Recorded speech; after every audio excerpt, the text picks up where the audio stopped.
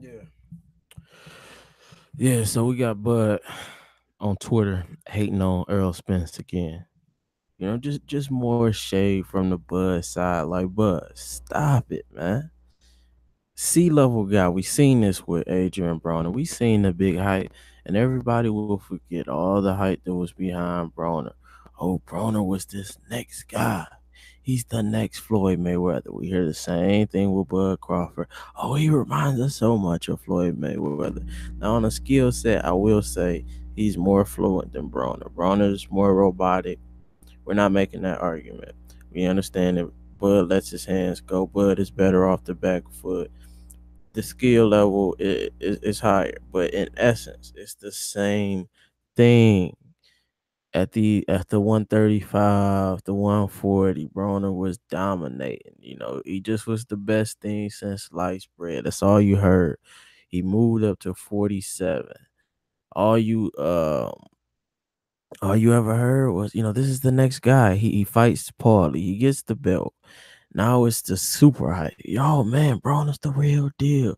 He's feeling himself. He's starting to shoot rap videos. He's starting to shoot a web series, which help propel him to the next level. And another thing, Broner needs to remember, attaching himself to Floyd did help him get to that next level. So calm down, Broner.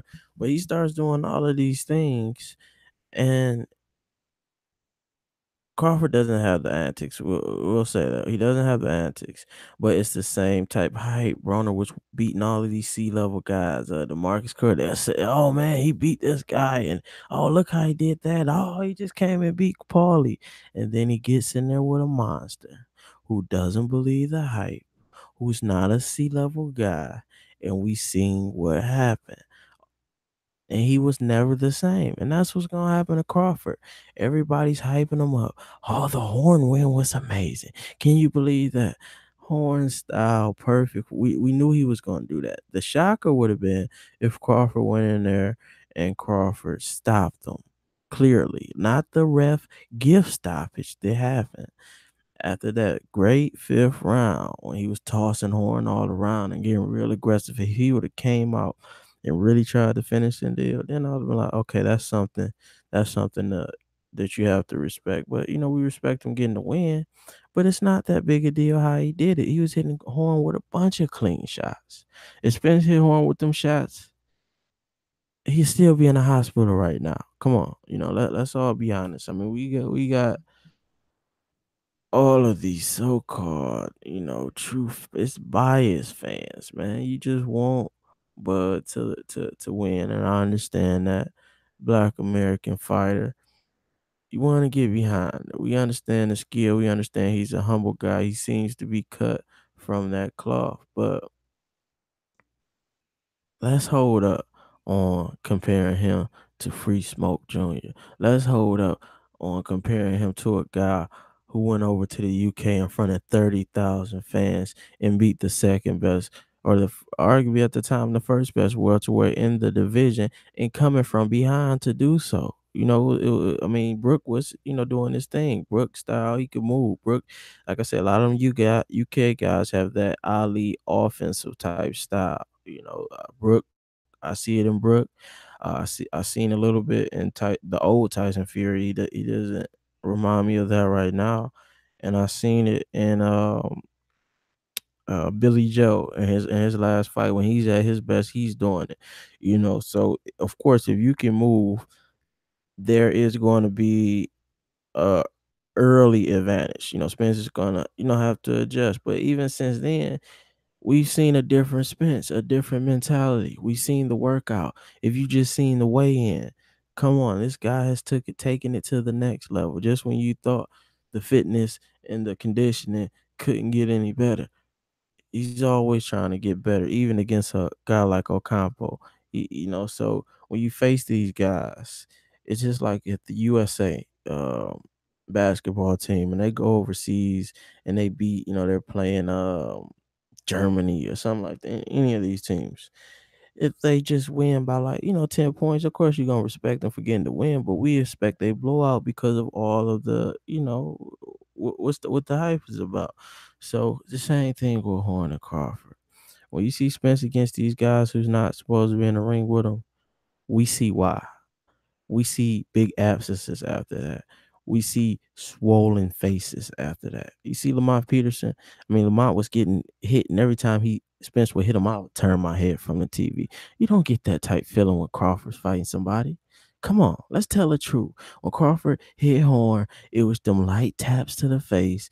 And it's like, okay, okay. But when Spence hit Lamont Peterson. Oh my God, I almost wanted to cry for Lamont. Like get him out the ring. I felt bad for him. I thought that was my son or son. I see why Barry Hunter stopped the fight. So we need to pump the brakes. We need to pump the brakes because they're putting the same hype behind Crawford for beating Ndongo. Who was Ndongo? Let's tell the truth. Who was Ndongo? What progress just do to Ndongo? This was his best win. And everybody's, oh my God, this is pound for pound.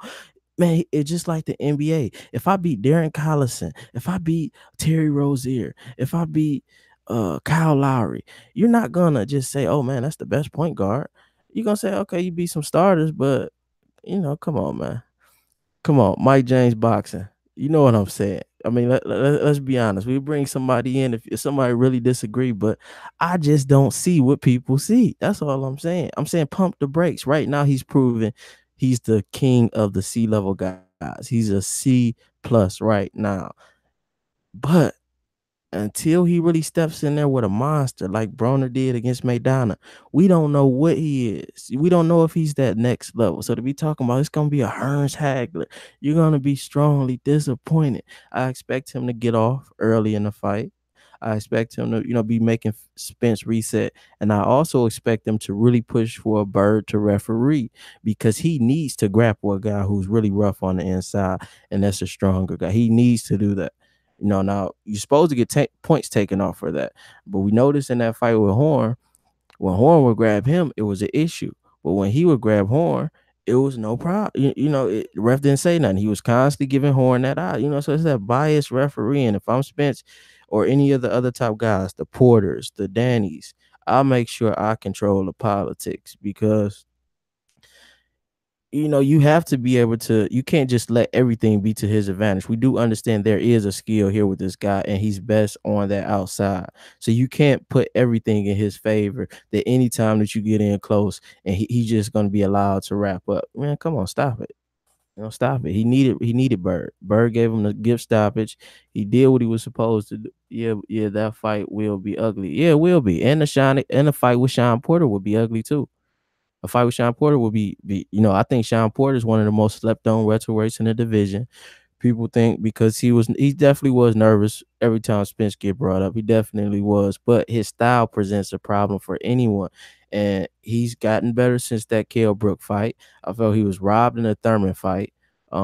It's no not to lose to Kell Brook. We all know Kell Brook's one of the best in the world. Now defensively, he has to work on that because we can't give him a pass for allowing his eyes to get hit to the point that they got damaged. But sometimes that happens. But if we just talking about offensive skill, Kell Brook's one of the best in the world. So we don't knock Sean Porter for losing that. And Sean Porter prevents a tough fight for either one of these guys, but it's right now it's kind of set up like Spence has to go through the tough Western Conference in the NBA, while Crawford gets to go through the Benavidez and all of the top ranked scrubs and then meet Spence in the end. It's like he's going to get an easier path, and everyone is going to give him a pass, and they're going to say, oh my God, he's doing this and that. But it's the same thing he did to these C-level guys. It's not like he's stepping up in levels. Even if he took a young guy like Rashidi Ellis and fought him on the way, I would respect that.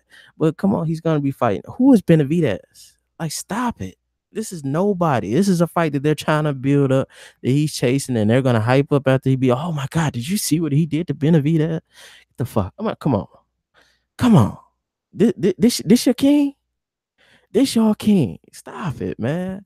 I mean, it's levels. It's levels. And Spence doesn't need a referee.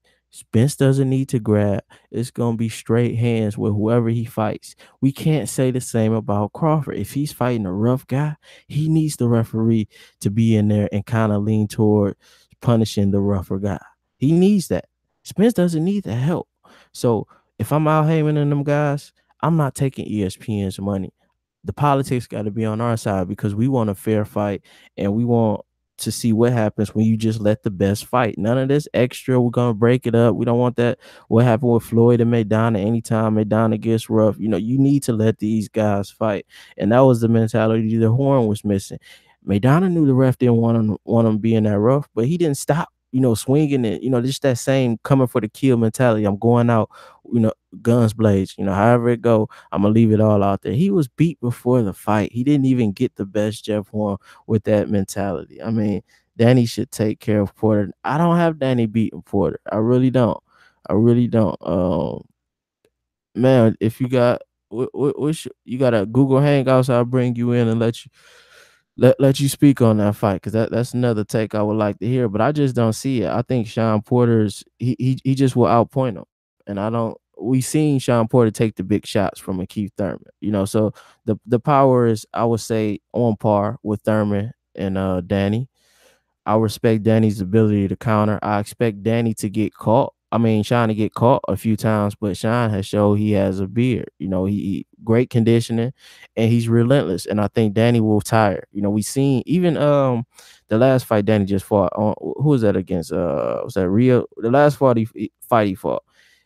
I thought it was a close fight. I didn't think he was all the way up on points. I thought it was, almost even. He just happened to catch him, but I'm not really sold on Danny. I thought he lost to Herrera. Well, he definitely lost to Herrera, and I had Lamont winning. I don't even understand how people say Lamont didn't start good. He couldn't hit Lamont in that first round. Like, I don't know what people be watching. I'm starting to think people are watching this fight drunk and high, and they just seeing whatever bias that they came in the fight to see, because Lamont clearly won that fight.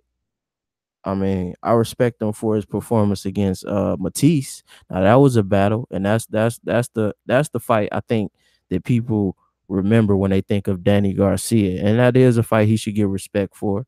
But since then, Danny he runs away from the Spence conversation, as does Porter, and he seems to really be confident for Crawford, because I don't know if anybody's seen that on his live.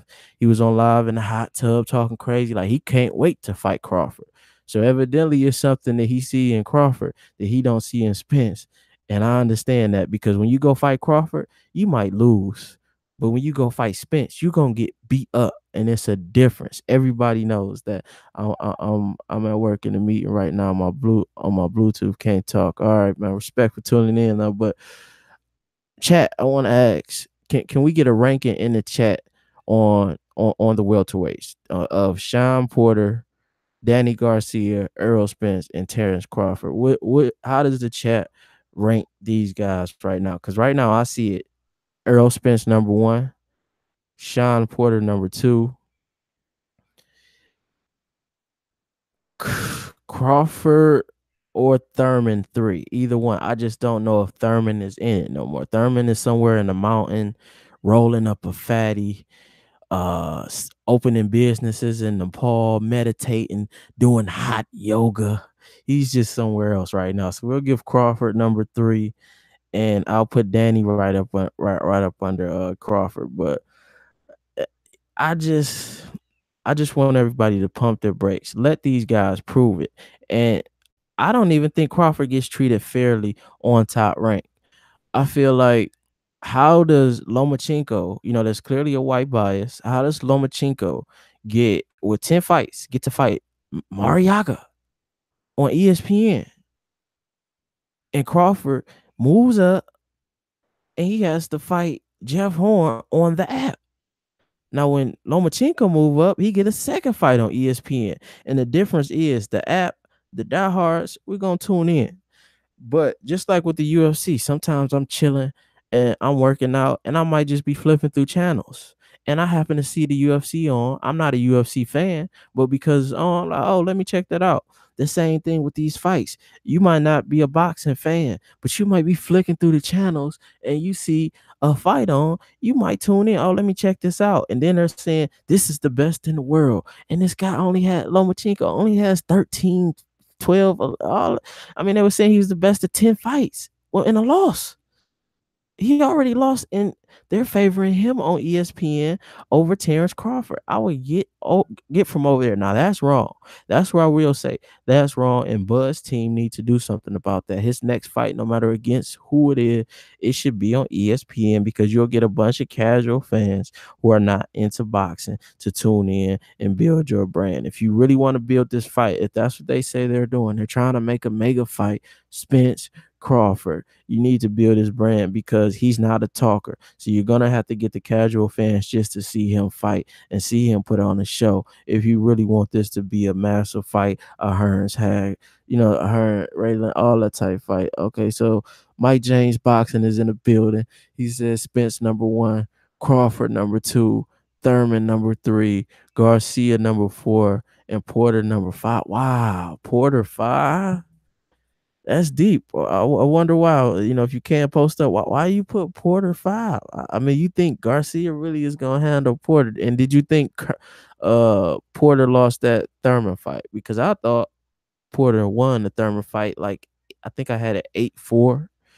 I thought it was pretty clear. I thought most of the rounds Porter was outworking them, and you would get either early on, you would get Thurman throwing some bombs, so it made it look good, like, oh man, he did this, or he would try to finish it off with some bombs. But for most of the rounds, the same with the Canelo and Triple G fight, you had Porter outworking them. But yeah, and I've been getting into going back and forth on sort of with Crawford and his family about this. It's not that I don't respect Crawford. He's a black man. He's providing for his family. He's overcoming circumstances in his environment. He's a positive role model. He doesn't do all the antics outside the ring. But I want all of these guys to earn it. And when you're talking about a guy like Spence, Lamont Peterson is no slouch to go do what he did to him. That's big. Danny didn't do that. Another top guy. When you're talking about a guy like Kell Brook, who we see coming up, came over to America and did what he did against Sean Porter, made Sean Porter look worse than anybody else did. And you see him get in the ring with Spence. Spence overcome the adversity, get it done in the UK in front of 30,000 fans. That's something you have to respect. When you're talking about an Algeria who Pacquiao couldn't stop, Spence gets him out of there. When you're talking about a Bundu, Keith Thurman couldn't get it done, Spence get him out of there. All of these guys keep talking that resume. That's the resume. That's what he's done. And what these other top fighters couldn't do. When you're talking about number one pound for pound, make sure you speak Earl Spence's name. It's always going to be a toss up between guys. But to me, right now, Crawford and Lomachenko are not pound for pound guys. They're not. Lomachenko doesn't even have enough fights to be considered, and he has a loss. There's no way a black fighter would even be considered with a loss in that few fights. We're not doing that. And Crawford, maybe I could give after the Horn fight, maybe I can give him number 10 pound for pound. But number one, stop it. There's a guy named Earl Spence Jr. And what he's doing, these other guys are not doing. How he's beating guys, these other guys are not beating guys. When they win, they just go get a win and the guy gets a loss. When he wins, them guys consider retiring after that. These guys really don't want to fight. We're not seeing these guys really fight like that. They don't want to fight the big competition no more. Even Kell Brook, he's fighting the biggest squibs on earth, guys we've never heard of. So it's a difference. It's levels. If you really watching and you take the bias off, like I don't, any of these guys winning has nothing to do with me. You feel what I'm saying? So it's no agenda I'm trying to push. This is just what I see. And Earl Spence Jr. is different. Terence Crawford earned it. Much respect to everybody tuning in. Trap Media. We causing all the ruckus in boxing. Stay tuned in. Subscribe. Check out my pound for pound list. I'm out.